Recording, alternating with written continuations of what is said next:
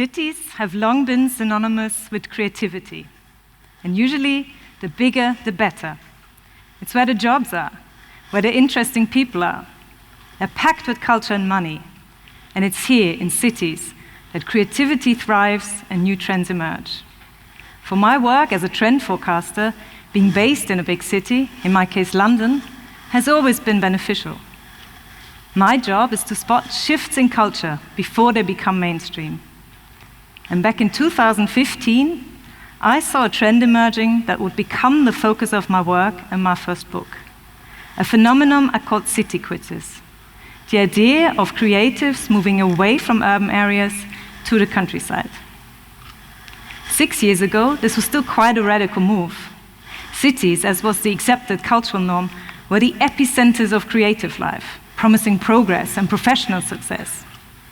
Yes, people had moved out of the city before, but it was mainly to retire or to bring up their kids in a house with a bigger garden. What was new was that these were creative professionals, architects, designers, photographers, all at the peak of their career.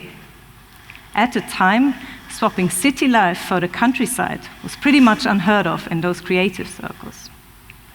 Fast forward to 2021, and we're in the midst of a creative exodus from major cities around the world. Of course, the shift has been massively accelerated by the pandemic.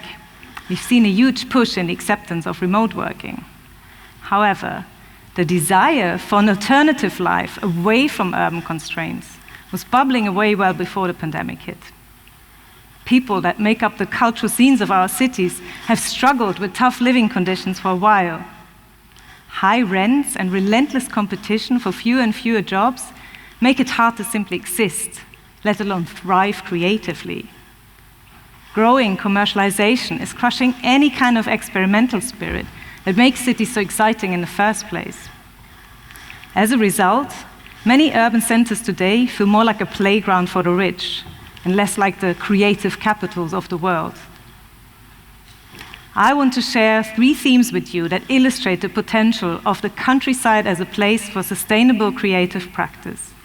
And they all have to do with connection. Connection to nature, connection to people, and connection to self. Let's start with the most obvious one, connection to nature. In cities, our sense of environmental detachment is huge. Many people living in urban areas today are unable to name even one bird or tree. We have little idea where food comes from. And with climate collapse now front of mind, the need to rekindle our bond with nature is urgent. Visits to the local park are no longer enough. We're looking for something deeper, something wilder. And especially for creatives, nature can become a huge source of inspiration. This is nothing new, of course. Artists have always been drawn to the countryside. But we have never lived in a moment in time where we needed it more, where the separation has been greater. Nature can also give pace to creative work. Seasons start to play a role. People tune into natural cycles, observing the change of light over the course of the day. We might even notice a change of energy during the lunar cycle, or adjust our work hours to daylight and season. This architect and sculptor, who relocated from London to a small village in northern Italy, chops wood for his sculptures only during a particular phase of the moon. This is based on ancient knowledge passed on to him by the elderly locals. These two, a cartoonist and photographer in rural China, have to look after their garden in the summer months, and their creative work takes a backseat. In winter, the garden needs less attention, and they have more time to dive into design projects. In cities, being aware of natural cycles is really hard. People tend to work the same, and generally too much, no matter what the external conditions. But with so many young creative professionals suffering from burnout and exhaustion, connection to nature could provide a powerful remedy. Second, connection to people. One of the biggest fears that people have about moving to the countryside is that they feel isolated. Especially creatives worry that they won't find the same progressive and open-minded community that they have access to in the city. Yes, cities have more diverse populations than rural areas, but they also allow us to only mingle with people who are just like us, without ever being challenged.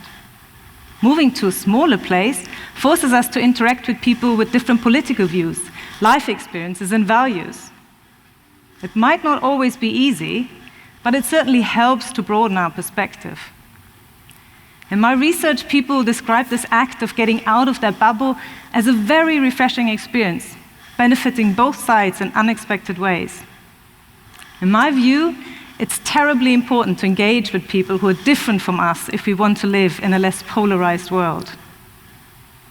Moving to a smaller place also helps to combat loneliness, a problem that, ironically, is especially prevalent in the most populated areas of the world. The scale of the village is much more conducive to human connection. It makes participation easier. People can share ideas and contribute to the community in a more tangible way. And this creates a sense of agency and life satisfaction that is often lacking in dense urban areas. In terms of creative work, there's more time and space for collaboration.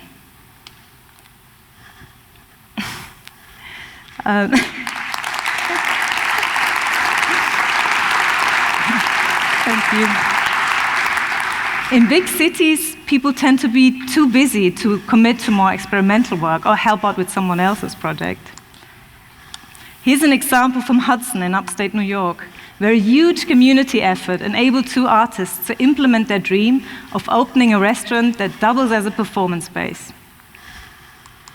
By trading meals for hands-on help, they built an exciting new place that is open to all. Thirdly, connection to self, an aspect that is absolutely essential for anyone whose work involves coming up with new ideas. In order to express ourselves freely and authentically, we need to know ourselves. Unfortunately, our modern urban lifestyles are doing anything but connecting us to ourselves. In fact, they do quite the opposite. We have normalized a constant state of stress, anxiety, and distraction. We're often unable to focus as a result. We're bombarded with stuff and enticed to consume all the time. Of course, part of the distraction is online, and social media exists in the countryside too. But when we geographically remove ourselves from the city, we tend to be a little less concerned with what others are thinking about us and our work. The people I spoke to often found an improvement of headspace, focus, and more time to think deeply. And this sense of freedom allows them to truly experiment, to explore fresh ideas, and to discover their own aesthetic, away from the noise. Whether that means testing new ideas within a new environment, or deeply connecting to the history of a place by working with local artisans, like this example from Sardinia. Imagination can flourish. So, will global cities continue to see a mass exodus of creativity to the countryside? What's for sure is that the scenes and the cultural hotspots will become more decentralized and spread out. As artists and creatives discover the periphery as an aspirational place to work and live, it will grow more attractive to the wider population as well. What is crucial for the shift to become a sustainable movement is collaboration between the old and the new guard.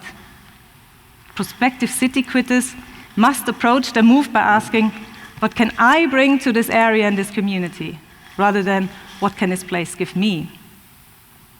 Areas that suffer from population decline could be rejuvenated by an influx of younger residents, stimulated by this new coexistence of tradition and innovation.